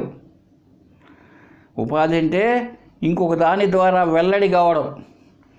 బంగారుకు నగ ఉపాధి అని ఎందుకన్నారా అంటే బంగారు నగ ద్వారా వెలువడుతున్నది. మట్టికి కుండ ఉపాధి అంటే మట్టి కుండ రూపేణా తెలియబడుతున్నది. కరెంటుకు ఫ్యాన్ ఉపాధి అన్నాం. కరెంటు ఫ్యాన్ ద్వారా వెలువడుతున్నది అంటే తెలియబడుతున్నది ఫ్యాన్ ద్వారా, లేదా కరెంటు బల్బు ద్వారా తెలియబడుతున్నది. కాబట్టి కరెంటుకు ఉపాధి బల్బు. ఇప్పుడు శరీరం ఏమైంది? ఈ ఆత్మ ఏముంది? స్వరూపం లేదు, దానికి ఆత్మకు ఆకారం లేదు. మరి ఎట్లా తెలియబడుతున్నది? ఇందుకు ఈ ఇంద్రియాలు ఈ మనసు అన్నీ పనిచేస్తూ ఉంటే ఈ ఉపాధి ద్వారా చైతన్యం అజ్ఞానం అది. కాబట్టి ఉపాధి ఎట్లా తెలుస్తుంది? తెలుసుకునే నేను, తెలుసుకునే నేను అసలు నేను. ఉపాధి ఆయాతి వస్తే రావచ్చయ్యా బాబు నీకు. సయేవ గచ్చతి పోతే పోతుంది, పోతుంది రేపు. అంతేకాకుండా ఎవరు చేసేది? సయేవ కర్మాని, ఆ శరీరమే, ఈ ఇంద్రియాలే ఇవే కర్మలు చేస్తున్నాయి. కరోతి భుంక్తే ఫలితాన్ని అనుభవించేది ఎవరు? ఇవే. ఇప్పుడు మధ్యాహ్నప్పుడు ఎండలో పోతున్నామండి, చెప్పులు ఎక్కడో పోయినాయి, తెగిపోయినాయి, పోతున్నారు. కాళ్ళు గాలినాయి. ఎవరికి గాలింది? నీకా కాళ్ళకా? కాళ్ళు గాలినాయి. ఎవరి కాళ్ళు? నా కాళ్ళు. కాబట్టి నీకేం కాళ్ళ? ఆ కాలడాన్ని నువ్వు తెలుసుకున్నావు. ఆ కాళ్ళు కాలడం అయ్యయ్యో ఊరికే చెప్పులు మోగించుకుంటేనే, ఆ పెళ్ళికి పోతే ఆ పెళ్లి దగ్గర బయట చెప్పులు పోయిన ధ్యాస పెట్టక మర్చిపోతే ఎవడో వేసుకోపోయినాడు అని నీకు తెలుస్తున్నది. కాబట్టి ఫలాన్ని అనుభవించేది ఉపాధులు, మనకు సంబంధం లేదు. కరెంటుకు నష్టం లేదండి. కరెంటుకు ఉపాధిగా ఉన్న వైర్ కాలిపోవచ్చు, కరెంటుకు ఉపాధిగా ఉన్న బల్బు కాలిపోవచ్చు, కరెంటుకు ఉపాధిగా ఉన్న మోటార్ కాలిపోవచ్చు, కరెంటుకు ఉపాధిగా ఉన్న బల్బు కాలిపోవచ్చు. కరెంటుకి నాశనం లేదు. కాబట్టి ఫలాన్ని అనుభవించేది ఎవరిప్పుడు? కర్మలు చేస్తూ ఉంటుంది, పోతూ ఉంటుంది. అంత ఈ శరీర మనోబుద్ధులు అనుభవించనివయ్యా. సయేవ కర్మాని కరోతు భుంక్తే. మరి సదా అహం ఎట్లా చూడండి తెలుసా నేను, అలాగే చెప్పాడండి. సయేవ జీరియతి మ్రియతే. అదే ఆ శరీరమే జీర్ణించిపోతున్నదండి, క్షీణించిపోతున్నది. దాన్ని ఉపదేగా బ్రహ్మాండంగా వయసు మనకే తెలుస్తుంది. పిల్లకాయ ఇప్పుడు ఎంత బాగున్నాం, యవ్వనంలో ఎంత బాగున్నాం, దీని దుంపదగా ఇప్పుడు క్షీణిస్తూ ఉంది శరీరము. ఎప్పుడు పోతుందో తెలీదు. ఏం తింటే జీర్ణం కాదు, మలబద్ధకము, కళ్ళు చూస్తే కనపడవు, నవ్వులుదామంటే పండ్లు నొప్పి, నడుస్తామంటే కాళ్ళు నొప్పి, విందామంటే చెవులు సరిగా వినపడవు. ఏం మాట్లాడన్నా ఇంట్లో వాళ్ళు ఏమంటారు తెలుసా? ముసలాడు ఊరికే ఉండలేవు, ముసలాడు ఊరికే ఉండలేవు అంటారు. ఇంతకాలం చలాయించిన నా పెత్తనం అంతా పోయేటప్పటికి నాకు తెగ బాధ. నా మాట ఎవరు వినరా ఇంట్లో? ఇదొకటి మానసిక బాధ. ఇంతకాలం అనుభవించిన ఆ అనుభవాలన్నీ ఒకటేమైనా తల్లో కదులుతూ ఉంటాయి. తల్లో కలుగుకుంటూ ఉంటే రామరామ ఎక్కడంటావు నువ్వు? పోమ్మ బూమ్మ అంటుకుంటూ ఉంటావు అంతే. రామరామ అనవు. ఎందుకు? తల్లనిండకయ్యే తెచ్చిపెట్టుకున్నావు మంచి వయసు నుంచి. అరే వయసు వస్తుంది, కనీసం రామకృష్ణ అన్న అనుకున్నావు అని ధ్యాస లేదు కదా. మరి అప్పుడు ఏమనుకున్నావు? Brandy, whisky, chicken, mutton, fish ఏదేదో అవన్నీ అనుకున్నావు. సినిమా అవే తిరుగుతున్నాయి ఇప్పుడు తల్లో. తిందామంటే పళ్ళు లేవు, నడుద్దామంటే కాళ్ళు లేవు. మరి ఈ పరిస్థితిలో ఎక్కడికే సినిమాకు కుదా అంటారు కొడుకులు మనవాళ్ళు. ఇప్పుడు ఏమైంది? ఆ వాసనలు ఉన్నాయి, అవెంత మనసులో పడి ఊరికే కదులుతూ ఉంటే నిద్ర పట్టదు. కాబట్టి సయేవ జీరియతి మ్రియతే, అదే సస్తుంది. చూసారండి ఎంత బాగా చెప్పాడు. అంటే ఉపాధి రాయాది సయేవ గచ్చతి. ఉపాధి వచ్చింది, సయేవ గచ్చతి అదే పోతుంది. సయేవ కర్మాని అదే కర్మలు చేస్తుంది. కరోతి భుంగితే అదే అనుభవిస్తుంది. సయేవ జీరియతి అదే జీర్ణించిపోతుంది. మ్రియతే అదే చేస్తుంది. నేను సదా అహం సదా నేను ఎల్లప్పటికీ ఉంటాను. కులాద్రివన్నిచ్చలయేవ సంస్థిత, ఆ కుల పర్వతము వలే, హిమాలయ పర్వతంలాగా ఎప్పటికీ కదలదు నిశ్చలంగా. అలా స్థిరంగా ఉన్నా నేను. నాకు నాశనము లేదు, కాలగత దేశగత వస్తువులతో పరిమితి లేదు. నేను త్రికాలాబాధితం సత్, అన్నీ నాకు తెలుస్తున్నాయి. కాబట్టి నేను తెలివిని తెలుసుకునేవాడిని కాదు. కనుక నాకు ఏ సంబంధం లేదును. అందుకే అచలం నిశ్చలం, అది ఆత్మ. అలా ఉండేటువంటి వాడిని నేను, అది నా స్వరూపం. ఏమండి, ఏమి కనుక ఇటువంటి భావాలతో మనం జీవించాలటండి. కాబట్టి ఎప్పుడైతే ఇలా జీవించడం జరుగుతూ ఉంటుందో బాగా గుర్తుంచుకోవాలి. ఇంకా ఎట్లా గుర్తుంచుకోవాలి? కర్తాపి వా కారయితాపి నాహం, భోక్తాపి వా భోజయితాపి నాహం, ద్రష్టాపి వా దర్శయితాపి నాహం, సోయం స్వయం జ్యోతిర్నిదృగాత్మా. అబ్బో, ఎంత గొప్పగా ఉందో చూడండి. కర్త అపి వా కారయితాపి నాహం, నా అహం నేను కాదు. ఏది? కర్త అపి, నేను కర్తను కాదు. ఇంతవరకు చెప్పుకున్న శ్లోకం అదే కదా. ఆత్మ కర్త కాదు, దాని సాన్నిధ్యం చేత జరుగుతున్నాయి పనులన్నీ. కాబట్టి నేను చేసేవాడిని కాదు. కారయితాపి నాహం, నేను అయ్యా నువ్వు కర్త కాకపోతే కాదు అయ్యా, ముసలిమైనావు, చేయించేవాడు నువ్వేనేమోనయ్యా, చేయిస్తున్నావేమో అంటే, కాదయ్యా ఇప్పుడే కదా చెప్పానయ్యా, సూర్యుడు ఏమి నైనా, నువ్వు లేచి క్లబ్బు పో, నువ్వు లేచి దొంగతనాన్ని పో, నువ్వు లేచి కొద్దిసేపు భజన చేసుకో, నువ్వు లేచి భగవద్గీత చదువు అని చెప్పాడా నీకు? ఆత్మ తన పాటికి తాను ఉంటుంది. దాని సాన్నిధ్యం చేత, ఇనప ముక్క అయస్కాంత సాన్నిధ్యం చేత ఎలా పనులు జరుగుతున్నాయో, ఆత్మ సాన్నిధ్యం చేత ఇలా ఉంది జగత్. కాబట్టి చేయించేవాడు కూడా నేను కాదు. భోక్తాపి వా భోజయితాపి నాహం, భోక్త నేను కాదు, అనుభవించేవాడిని కూడా నేను కాదు. భోజయితాపి, అటు నువ్వు కంటే కాకపోయినావయ్యా, అనుభవింపజేస్తున్నావేమోనయ్యా. నువ్వు బాగా ఉన్న ఉద్యోగం చేసే రోజులు జీతం తెచ్చి భార్య బిడ్డలు నువ్వు అనుభవింపజేసినలా? ఏం చేయలే నేను. నా జీతం తెచ్చి మా ఇంట్లో గూట్లో పెడితే నా భార్య వాళ్ళ పని చేసుకుంటూ వచ్చారు. వాళ్ళే వంట చేసుకున్నారు, వాళ్ళే పెట్టారు, నేను తిన్నా, అంతే. కాబట్టి నేను అనుభవింపజేసిన వాడిని కూడా కాదు. నేను ఆత్మను. అనుభవించేవాడిని నేను కాదు, అనుభవింపచేసేవాడిని నేను కాదు. ద్రష్టాపి వా దర్శయితాపి నాహం, ద్రష్ట అనుకుంటావేమో, చూచేవాడిని అనుకుంటావేమో, కాదు. దర్శయిత అపి నా అహం, నేను చూపించేవాడిని కూడా కాదు. ఎంత గొప్పగా ఉందండి శ్లోకము. మనం నిధిధ్యాసన అంటే ఇలా ఉండాలి. నేను ఆత్మను, ఈ శరీర మనోబుద్ధులు నేను కాదు. పనులు జరుగుతున్నాయంటే ఆత్మ చైతన్యం యొక్క సన్నిధానంలో ఇవన్నీ ఈ శరీర మనోబుద్ధులు పనిచేస్తున్నాయి. పుట్టింది శరీరం, పెరిగింది శరీరం, రేపు నశించిపోయేది శరీరం, మధ్యలో కర్మలు చేసేది శరీరం.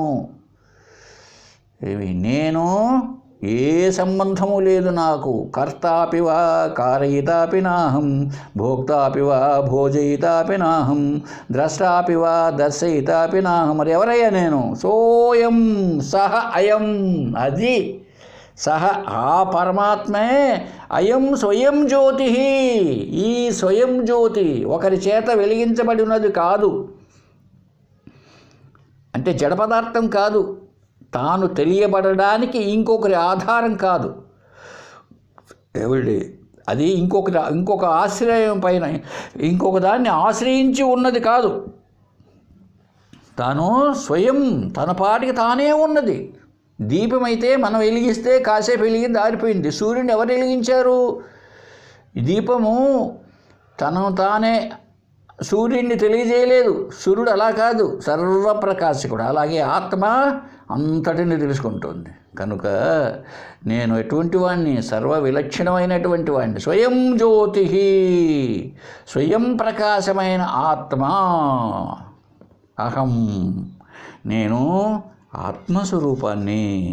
అంతేగాని ఇక ఏది నాకు సంబంధించినవి ఏమీ లేవు. అంతేగాని అంత ఆత్మకర్త, నేనే చేస్తున్నా, నేనే పెడుతున్నా. ఎప్పటికైతే శరీరం ఉంటుందో నువ్వు పుణ్యాత్మ కానీ పాపాత్ముడు కానీ ధర్మాత్ములు అనేక ఆత్మలుగా ఎంత కాలం అయితే నువ్వు అనుకుంటూ ఉంటావు, ఆ పుణ్యమో పాపమో వస్తూనే ఉంటాయి. సమాషగా చెప్పాడండి ఇక్కడ. ఎంత గొప్పగా చెప్పాడు చూడండి.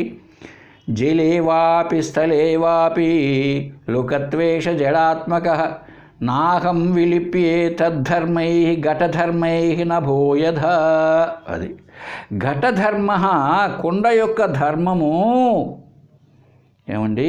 నభస్సు అంటే ఆకాశానికి ఎట్లా అయితే యథ విలిప్యే అంటదో, నా విలిప్యే అంటదో. కుండ ఉందండి, కుండలో ఆకాశం ఉంది అంటే స్పేస్. ఆ కుండ యొక్క ధర్మము ఆకాశానికి ఏమైనా అంటుకుంటుందా? బంగారుతో తయారు చేశారండి మంచి పాత్ర. ఇప్పుడు లోపల ఉన్న ఆకాశం, ఆహా నేను బంగారు, ఓహో నేను సువర్ణం, ఓహో ఎలా లోపల ఉన్న ఆకాశం స్పేస్ అనుకుంటుందా? లేదు. మట్టితో చేశారు, అయ్యయ్యో నేను మట్టితో చేయబడిన ఆకాశాన్నే ఏమన్నా అంటుకుంటుందంటే స్పేస్కి అంటుకోదు. ఇంతకుముందు చెప్పాము, ఆ కుండలో కళ్ళు పోసారు, అయ్యయ్యో నేను గబ్బు వాసన వేస్తున్నానే అని కుండ అనుకుంటుంది. వాసన రావచ్చు, ఆ వాసన అన్నది గాలి లక్షణం. ఎందుకని కుండ పగిలిపోతే ఈ ఘటాకాశమే మహాకాశం అయిపోతుంది. అలాగే కళ్ళు వాసన రాదు. లేదు, మంచి సుగంధ ద్రవ్యం పంచామృతాలు పోసారనుకోండి, ఘమ ఘమ ఘమ ఏలకలు లవంగాలు లాంటివి, అబ్బా ఎంత బ్రహ్మాండంగా ఉంది అని ఆకాశం అనుకుంటుందా? ఏమి అంటుకోదయ్యా. కడవ యొక్క ధర్మంతో ఆకాశానికి ఏ సంబంధము లేదు. అట్లే చూడండి ఇప్పుడు, జలే వాపి స్థలే వాపి, జలములో మునిపోనినయ్యా ఈ జడ శరీరం. లుఠత్వేష జడాత్మక, ఈ జడమైన ఉన్నది శరీరం, ఇది నీళ్లలో పడిపోనిలే ముని సామని. స్థలే వాపి, ఎక్కడో ఆ నేలపైన పడిని. లుఠత్వేష, ఎక్కడన్నా బోల్తా నేలపైన బోల్తా సావనీలు పోనీలే, ఎట్టయినా ఉండని దాని దుంపదగా. నా అహం విలిప్యే, నేను లేక నాకు ఏది అంటదు. చూశారండి, ఏముంటే అది, ఏమున్నా కూడా ఏ సంబంధమూ లేదు నాకు. ఎందుకు? ఇదే మంచి దృష్టాంతం. కుండలో ఉన్న ఆకాశానికి ఆకాశ లక్షణాలు ఏమైనా ఉంటాయా? ఏమీ ఉండవు. అలాగే ఈ శరీరం నీటిలో పోయినా నేల మీద పడి దొలుతూ ఉన్నా నాకు దాని ధర్మాల చేత నాకు కొంచెం కూడా అంటదు. ఎందుకు? తెలుసుకునేవాడిని నేను. ఇది ఈ విషయంగా ఇక్కడ మనకు ఈ 10వ శ్లోకం 11, 12 శ్లోకాల్లో శుభ్రంగా 12వ శ్లోకంలో కూడా అదే చెప్పాడు. ఇక్కడ ఏమని, అసంగమైన ఆత్మకు ఎట్లా వస్తుందయ్యా జగత్తు అంటే, ఆత్మకు కర్తృత్వం లేదు, ఏం లేదు. మరి జగత్తుకు అధిష్టానం కదా ఆత్మ, ఆధారం కదా. మరి జగత్తు దానికి కర్తృత్వం లేకపోతే జగత్తంతా ఎలా పనిచేస్తుంది? ఇది మొద్దు కదా, జడము కదా అన్నాడు ప్రశ్న. దానికి సంబంధం లేకపోయా ఇది జడము, మరి ఎట్లా చేస్తాను చెప్పండి? ఇవంతా అన్నీ కదులుతున్నాయి, అన్నీ మాట్లాడుతున్నాయి, అన్నీ తింటున్నాయి, అన్నీ గాలి పీలుస్తున్నాయి లోకంలో ఉన్నటి. అంటే అయస్కాంతం యొక్క సాన్నిధ్యము చేత ఇనప ముక్క సూది సూచిక, సూది ఎలా కదులుతున్నదో అది కదలడం అన్నది సూది ధర్మమే. కానీ అయస్కాంతం నాయనా సూదమ్మ నువ్వు కదులు తల్లి అని ఏమీ అనలేదు కదా అని ఎగ్జాంపుల్ ఇచ్చాడండి. సరే, ఈ 12వ శ్లోకంతో ఈరోజు ముగించుకుందాం, నెక్స్ట్ చూద్దాం. కనుక మనం ఏం గుర్తుపెట్టుకోవాలి? నేను ఆత్మను, కనుక నాకు నా కర్తృత్వం నా కర్మాని లోకస్య సృజతి ప్రభు. అబ్బా, భగవద్గీత అండి చూడండి. నాహం ప్రకాశ సర్వస్య. ఎంత అద్భుతమో ఇప్పుడు చెప్తేనే, ఏ సంబంధము లేదు నాకు, నాకు ఏ సంబంధము లేదు జగత్తుతో. నాహం ప్రకాశ సర్వ, అంత అది ఎంత గొప్పగా చెప్పాడంటే కృష్ణుడు, అంత గొప్పగా చెప్పాడు అక్కడ ఆత్మరూపేణ. అయితే అందుకోసం ఏం చెప్పాడు, ఈ మూఢులు నన్ను తెలుసుకోలేకుండా ఉన్నారు అంటే తెలివి తక్కువ వాళ్ళు నన్ను తెలుసుకోలేరు అర్జున అని చెప్పడం జరిగింది. సరే, నెక్స్ట్ క్లాస్లో చూద్దామండి. ఓం పూర్ణమదః పూర్ణమిదం పూర్ణాత్ పూర్ణముదచ్యతే పూర్ణస్య పూర్ణమాదాయ పూర్ణమేవావశిష్యతే. ఓం శాంతి శాంతి శాంతి. హరి ఓం తత్.